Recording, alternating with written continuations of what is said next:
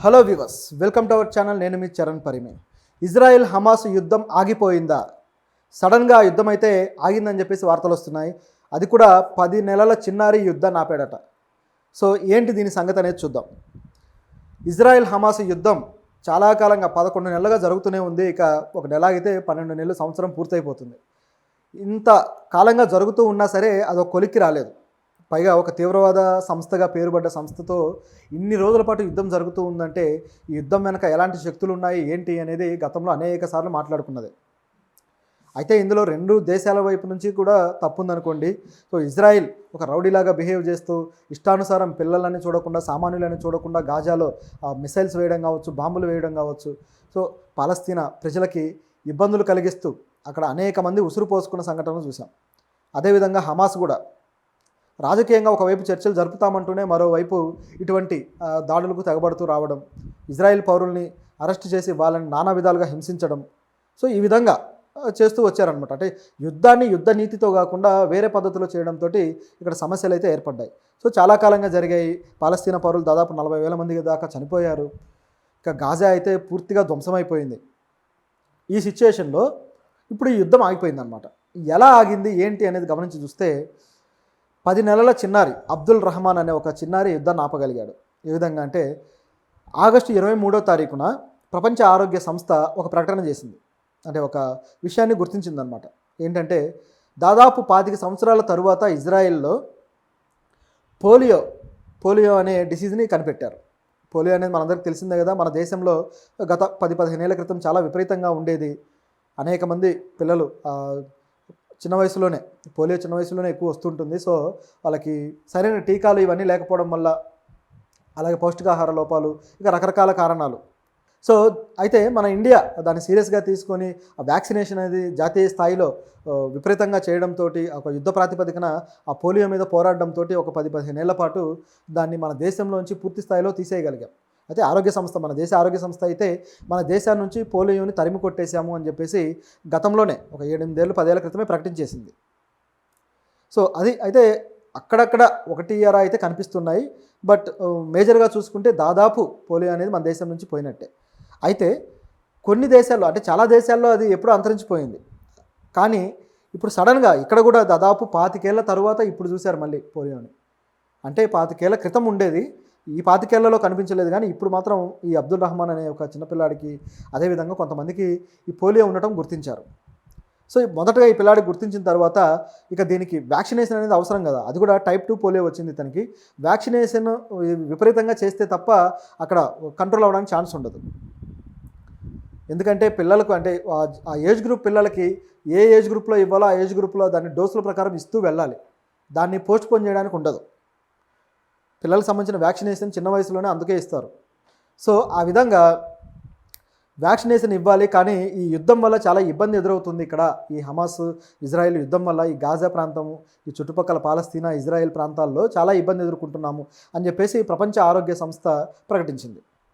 So దాంతో ఇక ఏం చేయాలో అర్థం కాలేదు. సో మాకు దాదాపు 6.5 లక్షల మందికి ఈ టీకాలు అయితే ఇవ్వాల్సి ఉంది. సో ఇంతమంది ఇబ్బందులు పడే అవకాశం ఉంది. యుద్ధాన్ని మీరు విరమిస్తే బాగుంటుంది అని చెప్పేసి ప్రపంచ ఆరోగ్య సంస్థకు సంబంధించిన ప్రతినిధి రిక్ పెప్పర్కార్న్ అనే వ్యక్తి తెలిపాడనమాట. సో ఆయన ఆ విధంగా రిక్వెస్ట్ చేయడంతో అలాగే ఇజ్రాయెల్ సేనలు, అదేవిధంగా హమాస్ కూడా ఇద్దరు కూడా స్పందించారు. ఇజ్రాయెల్ మేము యుద్ధాన్ని ఆపుతున్నామని చెప్పేసి అన్నారు. అది కూడా కొన్ని జోన్స్లో అనమాట. అంటే ఇజ్రాయెల్ గాజాలో అనేక ఏరియాలో జరుగుతూ ఉంది. సో ఈ ప్రాంతాల్లో, అంటే ఉత్తర గాజా, అలాగే కొన్ని దక్షిణ, ఇట్లా పశ్చిమ గాజా, ఈ ప్రాంతాల్లో జరుగుతుందన్నమాట. సో 3 జోన్లలో మేము యుద్ధాన్ని విరమిస్తాము అని చెప్పేసి ఇజ్రాయెల్ ప్రకటించింది. హమాస్ కూడా దానికి ఓకే చెప్పేసింది అనమాట. మేము కూడా యుద్ధాన్ని విరమిస్తున్నాము. ఈ 3 రోజుల పాటు, ఈ 3 జోన్లలో 3 రోజుల పాటు మేము యుద్ధాన్ని ఆపేస్తాము. సో మీరు టీకాలు వ్యాక్సినేషన్ అంతా చేయండి అని చెప్పేసి ప్రపంచ ఆరోగ్య సంస్థకి హమాస్ నుంచి కూడా హమాస్ ప్రతినిధి చెప్పడం జరిగింది. సో ఈ విధంగా హమాస్ అధికారి బన్సెమ్ నయీం వాళ్ళకి ప్రతిపాదన చేశాడు. సో ప్రపంచ ఆరోగ్య సంస్థ కూడా రియాక్ట్ అయింది. సరే అని చెప్పేసి ఇప్పుడు అన్ని ప్రతిపాదనలు జరుగుతూ ఉన్నాయి. సో ఇప్పుడు ఈ 3 రోజుల పాటు యుద్ధం మొత్తం స్తంభించిపోయి ఉంటుంది. వీళ్ళందరికీ కూడా ఈ వ్యాక్సినేషన్ అయితే ఇవ్వడం జరుగుతుంది. సో ఈ యుద్ధం ప్రభావం కూడా చూసుకుంటే ఇప్పటిదాకా పాలస్తీనా వాళ్ళైతే దాదాపు 40,000 మంది చనిపోయి ఉన్నారు. పిల్లలైతే చాలామంది చనిపోయారు, 1,000 మంది చనిపోయి ఉన్నారు. గాజాలో అయితే దాదాపు 23 లక్షల మంది నిర్వాసితులయ్యారు. ఇంకా అనేక మంది చనిపోయారు కూడా. సో ఇది ఇక్కడ ఉన్న పరిస్థితి. అయితే ఈ వ్యాక్సినేషన్ వల్ల జరిగిన మేలేంటయ్యా అంటే కొద్దిగా వీళ్ళు ఆ సెన్సిబిలిటీస్ తోటి ఆలోచించడం బాగుంది. దీంట్లో ఇజ్రాయెల్ ఆర్మీ దళాలు ఏవైతే ఉన్నాయో వీళ్ళతోటి సమన్వయం చేసుకొని ఈ వ్యాక్సినేషన్ని యుద్ధ ప్రాతిపదికన పూర్తి చేయడానికి మేము ప్రయత్నిస్తామని చెప్పేసి ప్రపంచ ఆరోగ్య సంస్థ ప్రతినిధి కారణ్ అంటున్నారు. అదేవిధంగా హమాస్ కూడా ఇక సైలెంట్గా అయితే ఉంటుంది. దీన్ని మరింత ప్రోగ్రామ్గా తీసుకొని ఇంకాస్త ప్రొలాంగ్ చేస్తే బాగుంటుంది.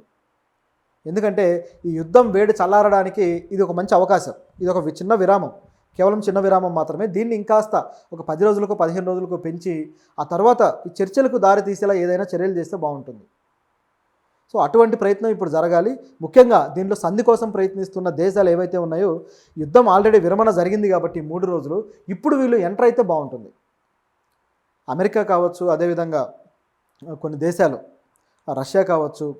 సో ఇటువంటి దేశాలు అంటే వీళ్ళు వస్తే మళ్ళీ యుద్ధానికి ఆజ్యం పోసే టైపే అనుకోండి. కాకపోతే ఇక్కడ యుద్ధం ఆగడం చాలా ఇంపార్టెంట్. సో అటువంటి ప్రయత్నం ఈ దేశాలు స్టెప్ తీసుకొని వస్తే బాగుంటుంది. అప్పుడు ఈ యుద్ధం కూడా ఆగుతుంది. సో ఇక్కడ పరిస్థితి చూస్తుంటే ఈ గ్యాప్ కూడా మరింత గర్జించడానికేమో అనే అవకాశం కూడా లేకపోలేదు. ఎందుకంటే ఇలాంటి గ్యాప్ వచ్చినప్పుడు అప్పటిదాకా చేసిన ఎర్రర్స్ అన్నింటిని కూడా మళ్ళీ ఒకసారి రివర్స్ ఇంజనీరింగ్ చేసుకొని ఒకసారి రివైండ్ చేసుకొని ఎక్కడెక్కడ తప్పులు చేశామో దానికి మళ్ళీ తిరిగి కౌంటర్ కోసం స్టార్ట్ చేస్తారు. అలాగే ఆయుధాలు సమకూర్చుకోవడానికి కూడా ఇలాంటి గ్యాప్ దొరుకుతుంది. నిజానికి బయట ప్రపంచ దేశాలు చేసే యుద్ధాల్లో కూడా, బార్డర్లో చేసే యుద్ధాల్లో కూడా ఇదే పద్ధతిలో ఉంటుంది. యుద్ధం కొన్ని రోజుల పాటు జరిగిన తర్వాత కొంత గ్యాప్ ఏర్పడుతుంది. ఆ గ్యాప్లో తిరిగి మళ్ళీ పుంజుకొని మళ్ళీ ఏదో ఒక ఏరియాని ఎంచుకొని అక్కడ యుద్ధం మొదలెడతారు. సో అటువంటి పద్ధతితో చాలా కాలం పాటు యుద్ధం జరుగుతూ ఉంటుందన్నమాట. సో అలా కాకుండా ఈ గ్యాప్ని వాడుకొని ప్రపంచ శాంతి కోసం పనిచేయడానికి కొన్ని సంస్థలు ముందుకు వస్తే ఇంకా బాగుంటుంది. ఐక్యరాజ్య సమితి కూడా దీని విషయంలో మరిన్ని ప్రోగ్రామ్స్ డిజైన్ చేస్తూ వెళ్తే ఇది కాస్త చల్లబడే అవకాశం అయితే ఉంది.